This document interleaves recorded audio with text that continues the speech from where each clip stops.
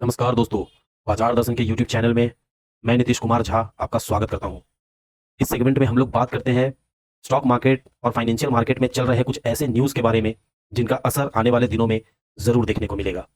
तो चलिए शुरू करते हैं पहले पॉजिटिव न्यूज़ से, फिर हम लोग नेगेटिव न्यूज़ की तरफ बढ़ेंगे।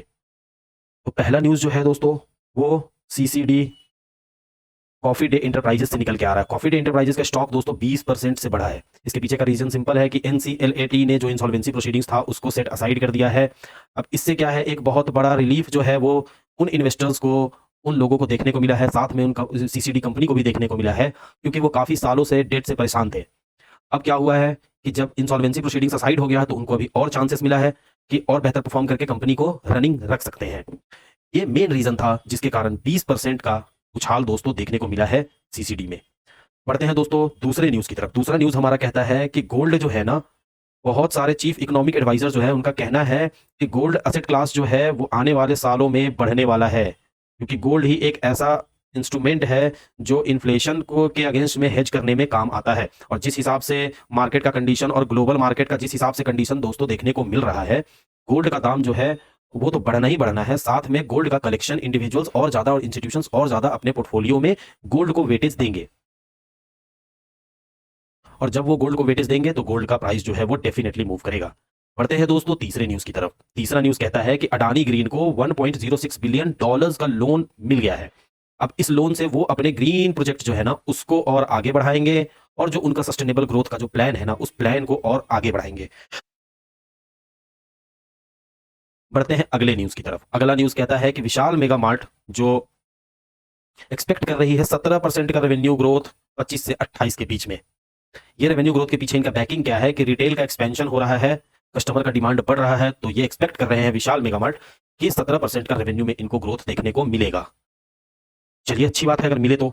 अब बढ़ते हैं अगले न्यूज़ की तरफ। अगला न्यूज़ क्या कहता है कि गूगल के जो को फाउंडर है सर्जी ब्रिन, उन्होंने कहा है कि 60 घंटे काम करना वीकली ये एक अच्छा प्लान है। इससे क्या होता है कि कल्चर बना हुआ रहता है स्टाफ्स के बीच में, साथ में इनोवेशन और प्रोजेक्ट जो है वो फास्टर टाइम पे कंप्लीट किया जाता है। तो दोस्तों इनकी बात को मानिए और आप भी 60 घंटे काम करिए।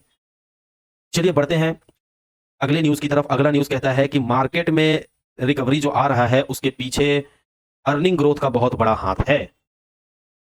क्योंकि आईटी सेक्टर और बैंकिंग सेक्टर जो है दोस्तों यही डिराइव कर रहे हैं मार्केट के बाउंस बैक को। मार्केट जो भी बाउंस बैक कर रहा है उसके पीछे आईटी सेक्टर का और साथ ही साथ आईटी सेक्टर के साथ साथ बैंकिंग सेक्टर का भी बहुत बड़ा रोल है। अब बढ़ते हैं अगले न्यूज़ की तरफ दोस्तों। अगला न्यूज़ कहता है कि बिटकॉइन और इथेरियम, आपको पहले से पता होगा कि ट्रंप बिटकॉइन को लेकर के अमेरिका को एक सेफ जगह बनाना चाहते हैं।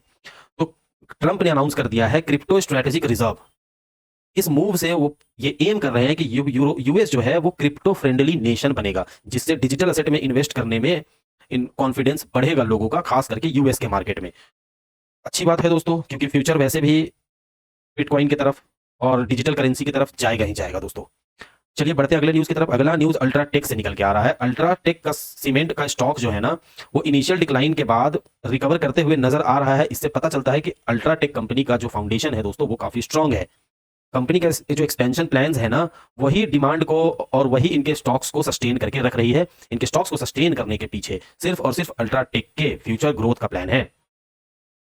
चलिए दोस्तों बढ़ते हैं अगले न्यूज़ की तरफ। अगला न्यूज़ कहता है एचडीएफसी बैंक जो है, एचडीएफसी बैंक में एफआईआई लगातार सेलिंग कर रहे हैं, लेकिन उसके बाद भी एचडीएफसी बहुत ज्यादा टूटते हुए नहीं नजर आ रहा है।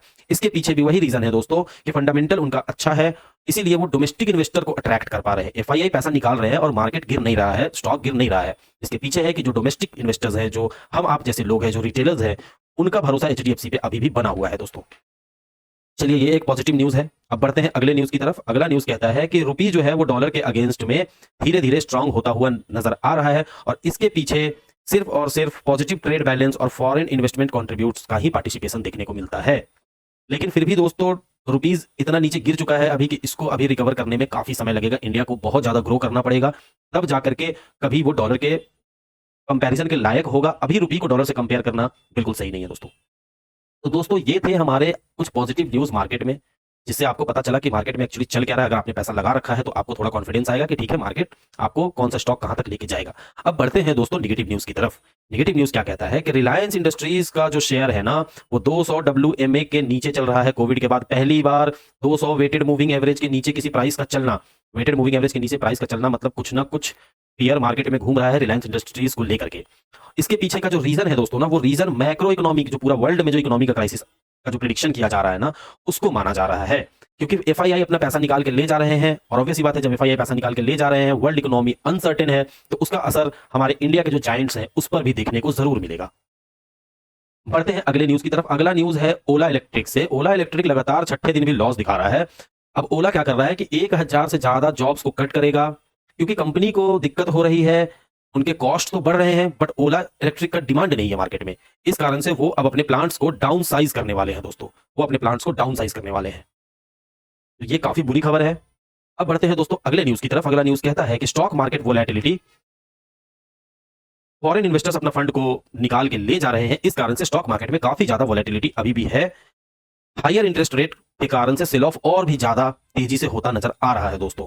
तो ऑब्वियस सी बात है, मार्केट अभी अनस्टेबल है, तो जब मार्केट अनस्टेबल होगा तो कुछ भी प्रिडिक्ट करना एकदम बेवकूफी कहलाएगा दोस्तों। अगला न्यूज टाटा मोटर से निकल के आ रहा है दोस्तों कि टाटा मोटर का शेयर 2% गिरा है। इसके पीछे का अगर आप रीजन देखोगे ना, तो फरवरी महीना में सेल 8% गिरा है। टाटा मोटर्स का डिमांड कम हो रहा है धीरे धीरे, तो इस कारण से स्टॉक प्राइस में देखने को मिला है 2% का ड्रॉडाउन। बट ये 2% का ड्रॉडाउन जरूरी नहीं है कि अगर मार्च महीना में सेल बूम करता है, अप्रैल में सेल बूम करता है, तो ऑब्वियस सी बात है कि ये फिर सस्टेन कर जाएगा। अब बढ़ते हैं अगले न्यूज की तरफ दोस्तों। अगला न्यूज जो है, अगला न्यूज कहता है पेटीएम का जो शेयर प्राइस है वो 4% से गिरा है। इसके पीछे का जो मेजर रीजन है दोस्तों, उस एक सो कॉज नोटिस है जो इन्फोर्समेंट डायरेक्टरेट की तरफ से आया है। और पेटीएम हमेशा किसी न किसी लिटिगेशन में फंसा हुआ रहता है दोस्तों। ये फिनटेक ऐसा फिनटेक फर्म है ना, जिसको हमेशा कोई ना कोई नोटिस आते ही रहता है कि आपने ये कंप्लायंस पूरा नहीं किया, आपने वो कंप्लायंस पूरा नहीं किया है। और अब एक सो कॉज नोटिस पेटीएम के पास इन्फोर्समेंट डायरेक्टरेट की तरफ से आ गया है, जिससे अब इनकी परेशानी और बढ़ने वाली है दोस्तों। अब बढ़ते हैं अगले न्यूज की तरफ दोस्तों। हमारा अगला न्यूज कहता है कि शुगर, माइनिंग और फर्टिलाइजर्स का जो स्टॉक है ना, उनका अब बुरा समय आ गया है, क्योंकि ओवरऑल ब्रॉडर मार्केट ही डाउनफॉल में है। तो ये स्टॉक्स अकेले कैसे सस्टेन करेंगे? सेक्टर में डिमांड ही नहीं है, इनका डिमांड कम होते जा रहा है। तो जब सेक्टर में डिमांड नहीं है तो इन्हें लॉस हो रही है। इसलिए इस सेक्टर के सारे स्टॉक्स जो है, शुगर, माइनिंग और फर्टिलाइजर स्टॉक्स जितने भी है, वो सब आपको स्लो परफॉर्म करते हुए नजर आ जाएंगे। अब बढ़ते हैं अपने आखिरी न्यूज की तरफ दोस्तों। आखिरी न्यूज हमारा कहता है कि हेवेल्स, पॉलीकैब और केईआई इंडस्ट्रीज भी डाउनग्रेड हो रहे हैं। एनालिस्ट का मानना है कि आने वाला समय इनके लिए टफ हो सकता है, क्योंकि इनका भी कॉस्ट बढ़ते जा रहा है और इनका कंपटीशन इतना ज्यादा हो गया है और इनका कॉस्ट इतना बढ़ते जा रहा है कि अब ये सस्टेन नहीं कर रहे हैं इन चीजों को। इस कारण से नियर फ्यूचर में, आजकल की बात नहीं है दोस्तों, नियर फ्यूचर में इनको कोई ड्रास्टिक डिसीजंस लेने होंगे, नहीं तो फिर ये कॉम्पिटिटिव मार्केट में इस तरीके से सर्वाइव नहीं कर पाएंगे। इनको थोड़ा सा दिक्कत का सामना करना पड़ेगा। इन शेयर्स के प्राइस में आपको ये चीज देखने को जरूर मिलेगी दोस्तों। तो ऑल राइट दोस्तों, ये कुछ न्यूज है जो आपको अभी जानना जरूरी था। तो मैंने आपको ये सारी न्यूज इसलिए बताई है ताकि अगर आप इन्वेस्ट करके रखे हो या अगर आप ट्रेड अपॉर्चुनिटीज ढूंढ रहे हो, तो आप इन स्टॉक्स पे जरूर नजर रखना। मिलते हैं अगले वीडियो में, तब तक के लिए बाय बाय।